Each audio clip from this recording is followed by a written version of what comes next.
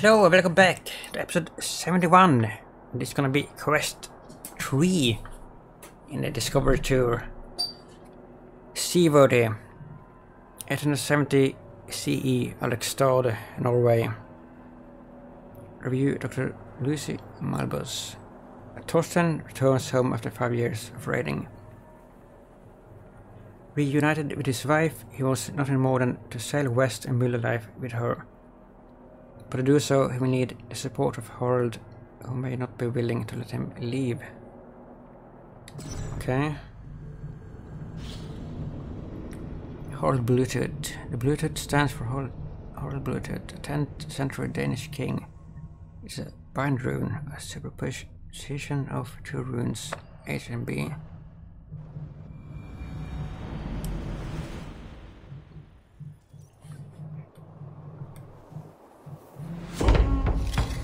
Seaworthy.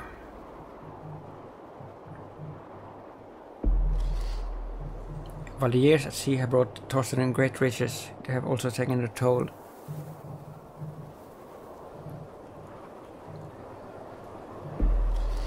He wants to give up raiding, but to do so he needs Harold's permission, something the young Jarl is unlikely to give.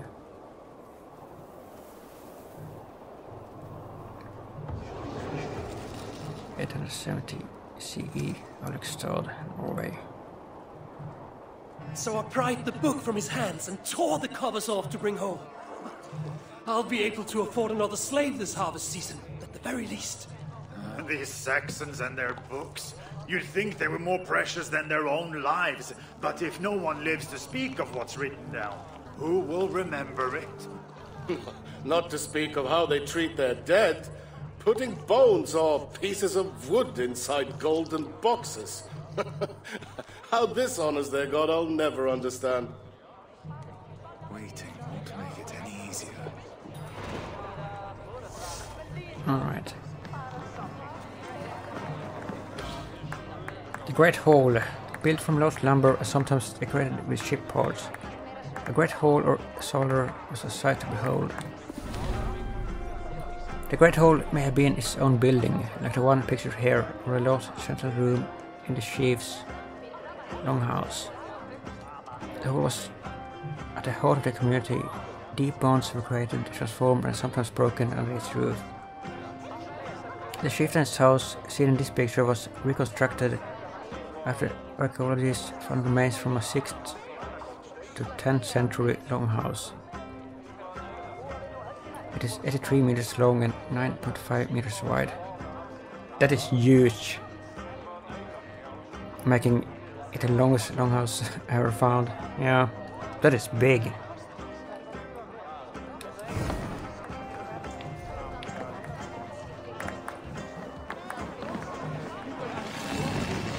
Thorstein, the hero of many tales.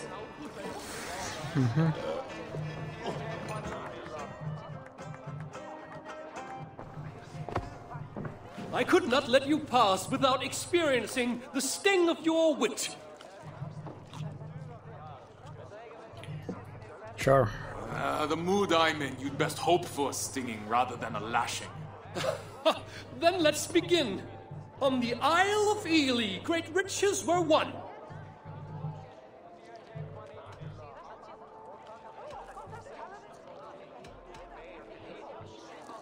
It was over before this flighting begun. Come, Thorstein. Surely you can do Really, better that wasn't than correct. I've heard of your legend, your grace and prowess.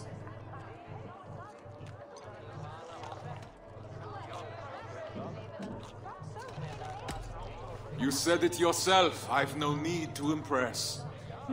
The merchant with the silver tongue strikes again. It's a shame Harald Jarl outshines you so brightly.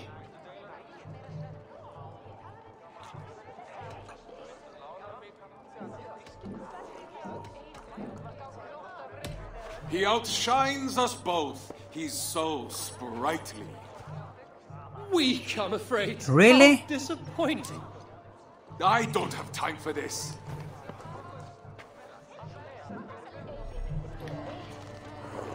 Can we do that again? Oh. So I messed that up.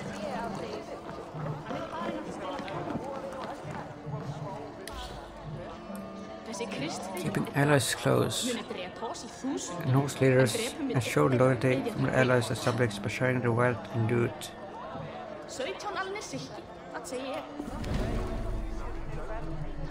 To hold onto his power, Sheaton had to keep his companions happy. In other words, wealthy, whether by trade or by war. Norse leaders needed to get their hands on loot and riches to redistribute them to their allies. This was how they kept their companions in line. A sword like this one had been given by a wealthy leader to a trusted ally, one whose loyalty he wanted to ensure. Thorstein! You've been far from our shores, but never my thoughts. There's something I must say, my Jarl. So formal. Did the crossing scour our friendship from your mind? It did not. It's only by friendship that I am brave enough to speak. Tell me then. I'm listening. I tire of raiding Harold. I want to settle where there's rich, dark soil for the taking. I want to make a place of our own where I can live out my days with my wife. You're young yet, my friend. Plenty of time to grow old with a bouncing infant on its knee. No, my Jarl. I've delayed too long already. Today I search for a ship. I have none to spare. Then I shall purchase one. Commission, perhaps. I hope this folly of yours can withstand a year's wait. If that is what it takes. It is no slight to you, my Jarl. My love for you has not waned, but my love for my wife only grows stronger with each absence. I hope you will bless my journey in time. Go! He was not happy about that.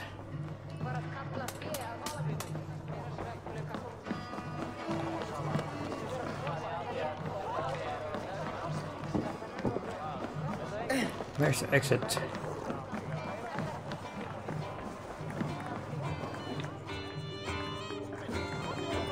This is not the exit.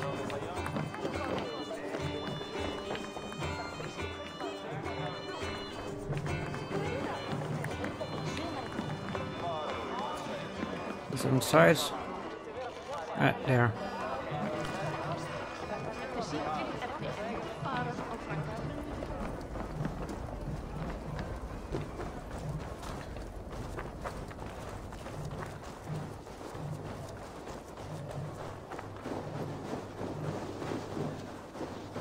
I'd best tell Brunhilde we will have no help from our king.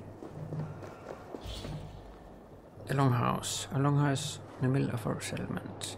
As longhouses were at the centre of Norse communities, it was only natural that they'd be at the forefront of AC Valhalla. Just like any true Viking, Eivor hosts feasts, plans battles, and sleeps in her longhouse. But what about its design? The art direction team first took a scouting trip to Lofoten, Norway, to immerse themselves in the land and bring back references. And chocolate. From these pictures, modelers and artists designed variations of paint patterns, carved animals, frescoes, and so on, for players to enjoy and use to customize their settlement. Anglo-Saxon longhouses, on the other hand, were designed with different materials, such as hay and lime, and less detailed engravings. Can't have them steal the show.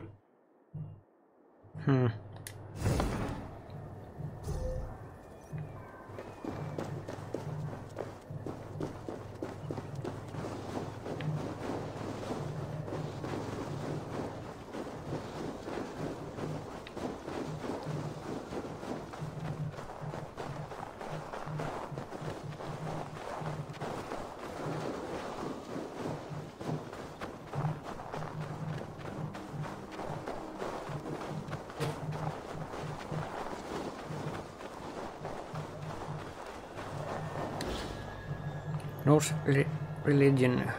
Medieval Scandinavian religious expression included day-to-day ritual practices, ancestor worship, rune magic, dream interpretation, and more.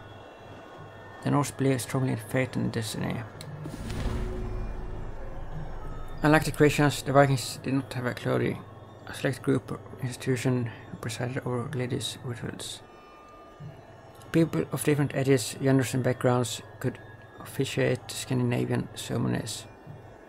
The private household worship of ancestors and gods like Thor, whose hammer is pictured in this runestone, was supervised by the head of the family. Public events and rituals would be led by community's chief or jarl.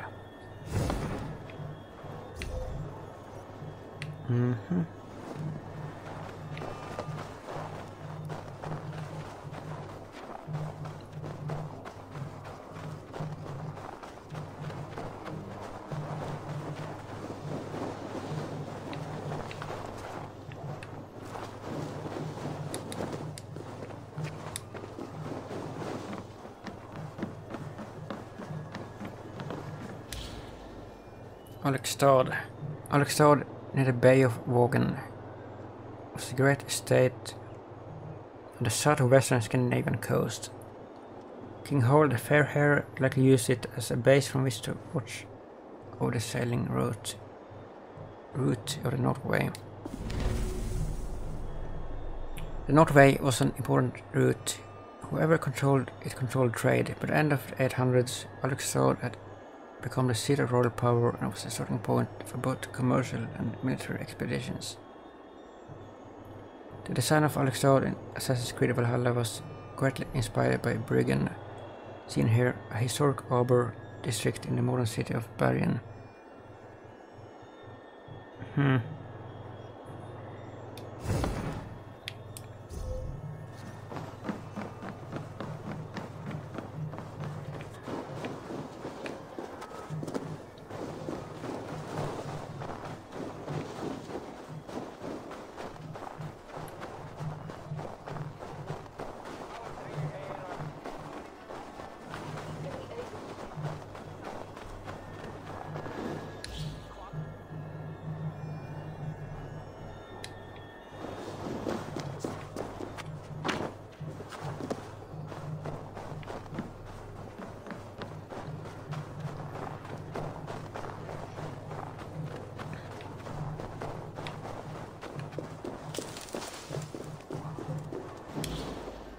Safe and sound.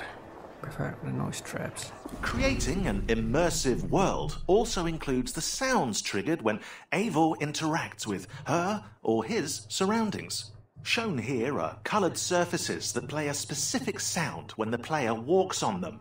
Yes, every item with sound and animation is labelled in the game's engine. A brown square indicates a wooden sound, probably because wood is brown, I'm not sure. While yellow squares signal a fabric-like sound. When the player walks on or touches one of these hidden squares, the noise it's linked to triggers automatically. But there's another side to this coin, and it's a sinister one. With this system, developers were also able to create noise traps that can reveal the player's presence to nearby enemies.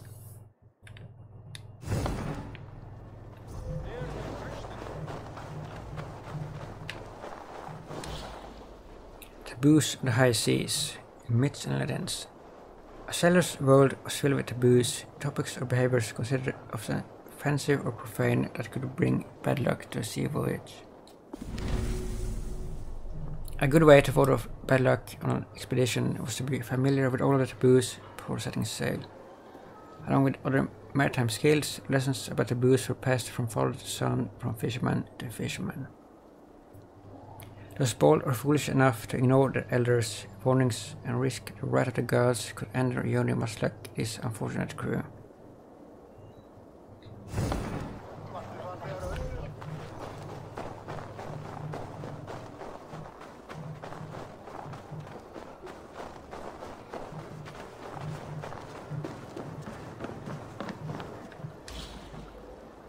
The longship or longskip. The longship contributed enormously to the social and commercial expansion of the medieval Scandinavian peoples. Its construction itself was a technical marvel. To build a longship, one first added the keel, the backbone of the ship, to the hull. The hull was clinker built. Its planks overlapped each other like fish scales. The boards were fastened together by metal rivets, and caulked by hemp and horsehair soaked in tar. This ensured that the water would not soak through the hull in the middle of a voyage.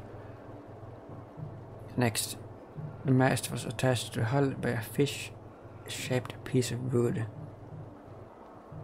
This ensured that the sail along the mast did not resist the wind but moved with it. This adaptability, when coupled with the flexibility of the ship's hull, made the longship elastic rather than splitting the waves it slithered through them.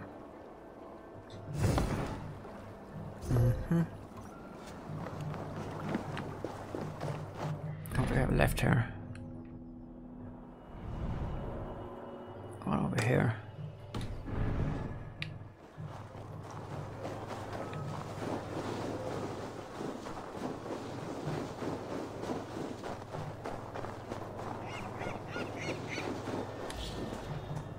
Ships between two worlds.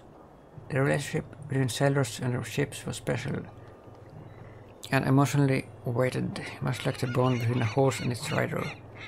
More than mere tools for transport, ships represented gateways between worlds. Ancient Scandinavians believed that ships straddled two different worlds, for they were built on land but lived at sea. Symbolically, to sail was to have a foot in two worlds, not just land and sea, but also life and death. To be on a ship was to be in liminal in-between space between life and afterlife. Ships, whether wooden or stone, symbolized transition. This is likely what they had figured heavily in Scandinavian burials since the Bronze Age.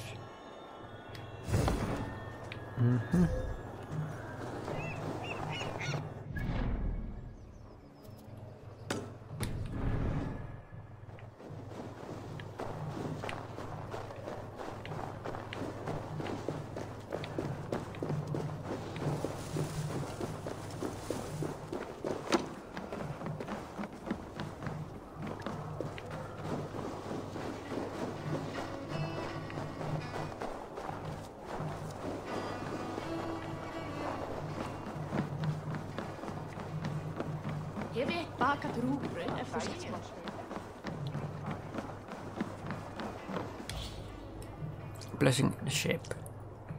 Just as one might refer to a project as one's baby, to build a boat was akin to having a child. After construction finished, the ship was ritually named and blessed. The keel pictured here was the backbone of the ship. According to legend, there was a christening ritual for boats called blooding the keel. The term seems to hint at some kind of human or animal sacrifice to please the gods. However, it was likely just a metaphor. Metaphors and similes are often found in Norse poetry and legends. Blooding the keel meant getting the ship's feet wet and putting her in the water.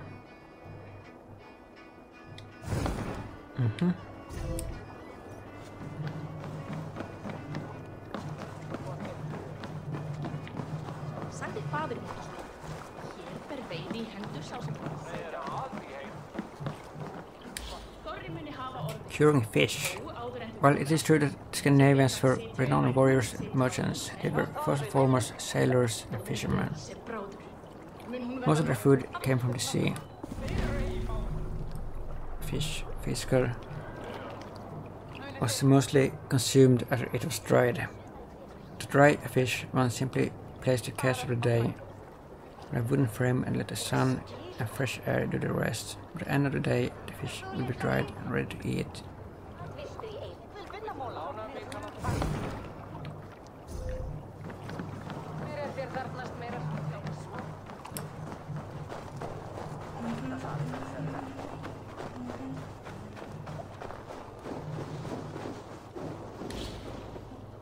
The sail.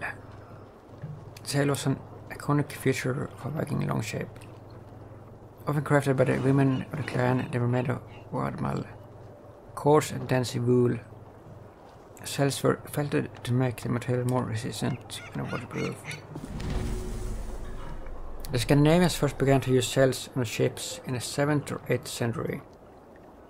But once they relied solely on oars to move the ships across water, they now introduced the famous squared sail depicted on this runestone. There are several possible reasons for the addition of sails. Their introduction may be linked to an increase in wealth and land among Scandinavians. A person would need a lot of watermelon wool to make a sail. This meant they would need a lot of sheep and possibly land for grazing. Therefore, those who owned sails likely had access to a lot of wealth and land.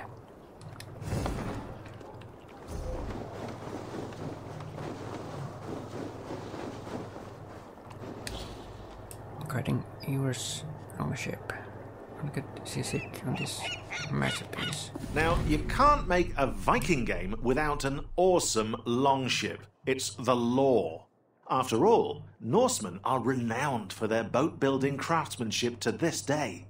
To do it justice, modelers in Montreal built the dimensions and shapes, while artists in Singapore created 48 different variations of longboats with stunning designs inspired by Norse mythology.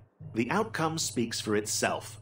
A slick, clinker-built hull for hydrodynamism, shallow keels to sail in low waters, and even a removable mast to pass under bridges.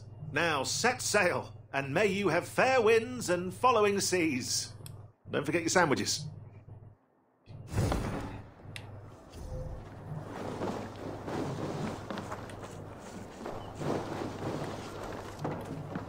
Imbolder, I need a ship.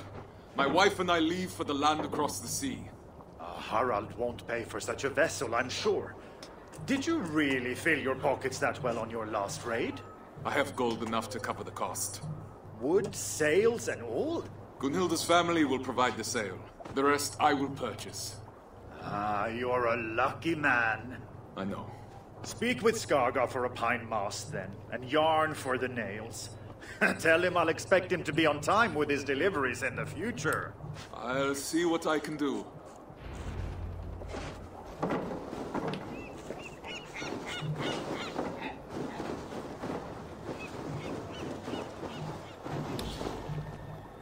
Figurehead. Scandinavian ships were famous for their figureheads. Found the prow. The carved heads were meticulously crafted from a single piece of wood. Figureheads seen here were often sculpted into wild animals or monsters. They were not just decorations, they were intended to frighten the protective spirits or land better fossil territories. When the Vikings wanted to ensure a successful military or commercial expedition, they showed the ship's figurehead as they drew near the shore to intimidate the land veteran of the rivals and enemies. When they were visiting a friendly territory, the Vikings did not want to offend or frighten the local spirits. On these occasions, they would remove the figurehead from the prow for less threatening arrival.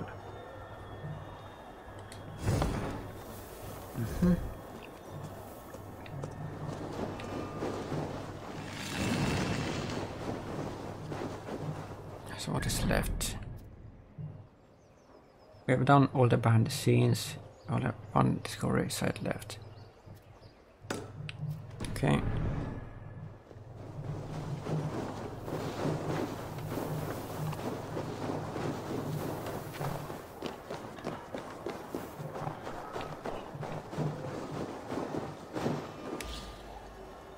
The hull and mast. The longship was fashioned from several different kinds of wood. The quality of the lumber determined where it was used in the ship. The hull of a longship was mostly made from a hardwood tree, chosen for its solidity. The hardwood was carefully split along the grain with an axe to make the boards flexible. The mast of a longship was made from soft wood, which offered not only flexibility but strength. The trees used in building longships varied according to region. For example, oak trees were common in Denmark, only likely fashioned into longships. In Norway, ash or pine trees would have been used instead.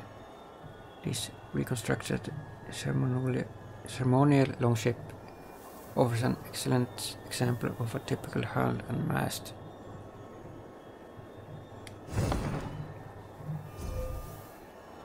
And that was it.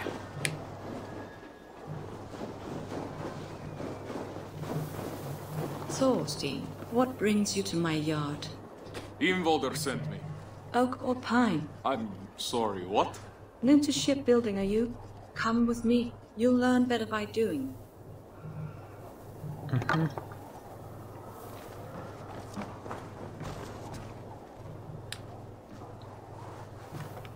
Use that axe to remove the bark from this log. Underneath you will find silken pine, flexible and light, that will bend in the wind. Perfect for a mast. Once you have a sense of the wood, come find me and I will show you another.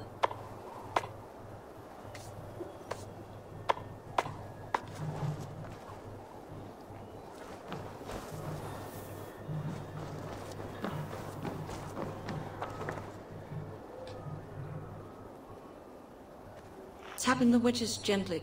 We want this log to split as straight as possible. That way we will have long, hard boards of oak for the hull of your ship to protect you and your fellow. I'll wait for you over there.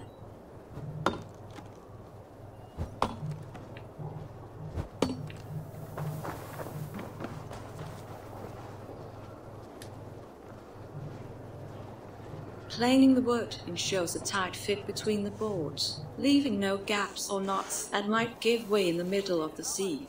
The smoother the joints, the smoother your journey.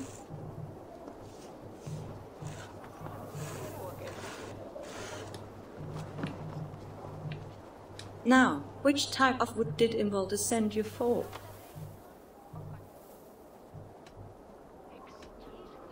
Oak, I think. I believe you may be mistaken, friend. Luckily, Really? I have the patience of Balder himself. Then why did you ask me? You won't forget again, will you? Pine for a mast. I'll send your new mast to the shipyard as soon as it's ready.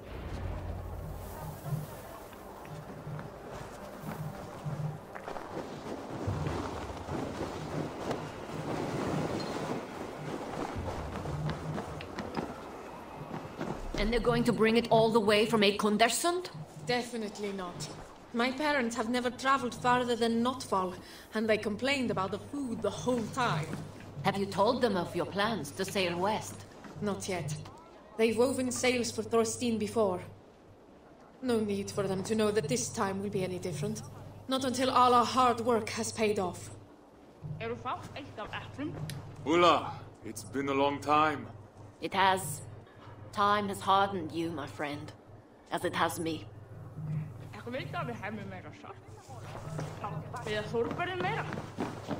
Ulf, it is good to see you again.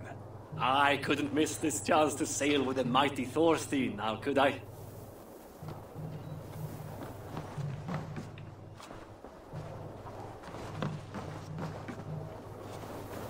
Udi, keeping those hands of yours busy.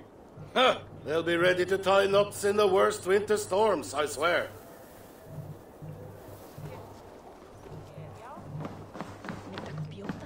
Well, how did it go with Harald? Harold will not stand in our way, but neither will he help us. Oh, at least he could give you his blessing. He did not. Oh, my love. He will come around. His love for you flows deep, but its pull is as strong as the tides. I see you've made good on your promise to find us traveling companions at least. This group of good-for-nothings, they're only here as ballast. Ah, then find a ballast I've never seen. It's a good start, but we will need more men. And the navigator. I know. I've gathered a list of names already. Ah, my Leðurstjarna.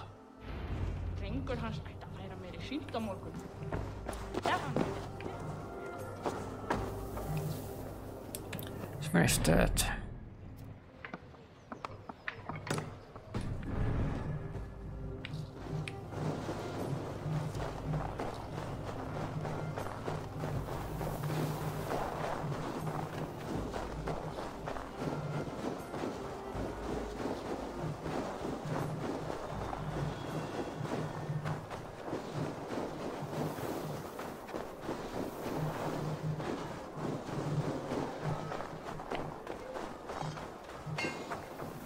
Are you looking for something?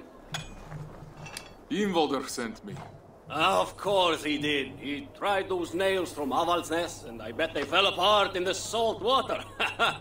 I use nothing but pure iron, which is why he hates my prices. But at least you won't find yourself suddenly sailing in a bucket full of holes. Head inside the shop. You can take a box from the stack against the back wall. But tell him he'll have to pay up front if he wants more. I'm the one funding the construction of this ship. You will be paid in full. I have no doubt. Eventually. Ingvaldur makes ships that sing on the ocean waves. But mundane thoughts of silver and debt never seem to enter his mind. Don't worry, I'll talk to him. Go get your nails.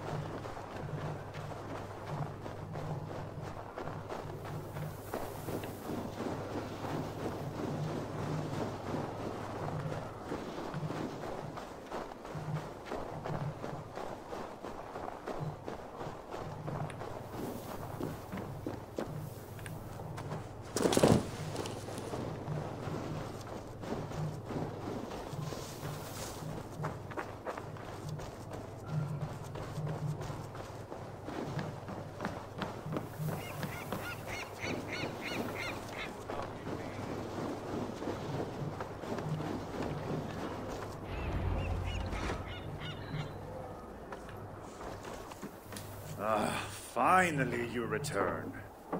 Now, there's one last step to take. Come with me. Which animal would you like best for your prow? I have 3 available, so you can choose the spirit that suits your intentions. You will also need to bring me a blessed charm to put inside the prow. But I won't need it for many months yet. Take a look and let me know if you have any questions. Choose a pro. This is so cool. Just imagine carving this. Like, you have to be so skilled. And I know that there are people in the world, like, living today, even, that they can do this. And that's just crazy.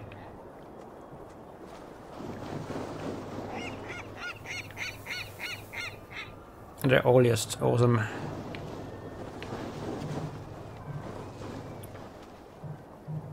I think pick this one. Was it blue?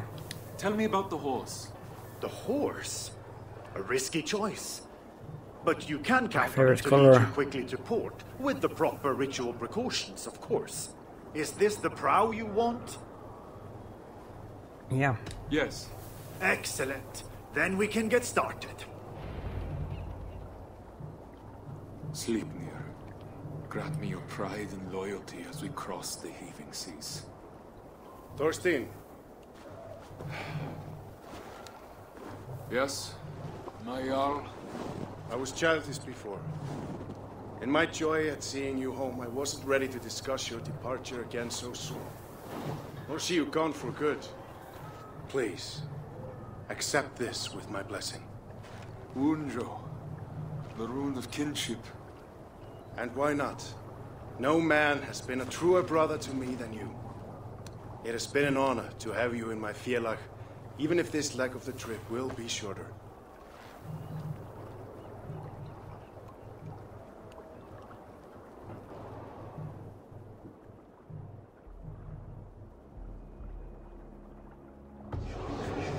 That was that, I think. 7 months later.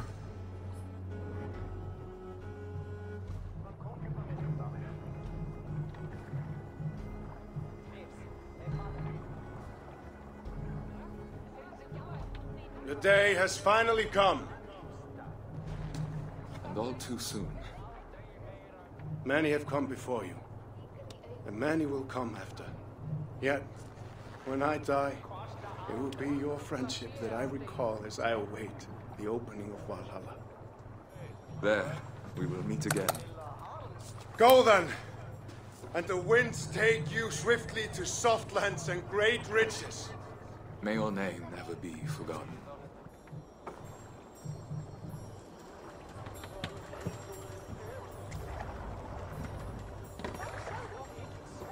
Take a man off the boat.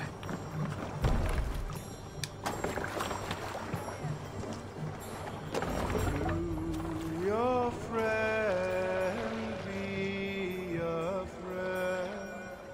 If you return with peace, laughter met with laughter.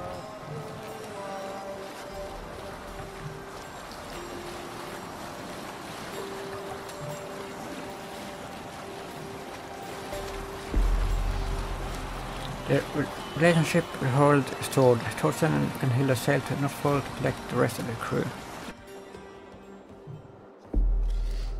But a storm is brewing on the horizon, and to tame the treacherous waves they need a great sea rider indeed. Seaworthy completed, longship built. And shiny reward. Yeah. Slid Druktani ship pack. This was probably my favorite quest so far. I liked all of them, but this is probably my favorite.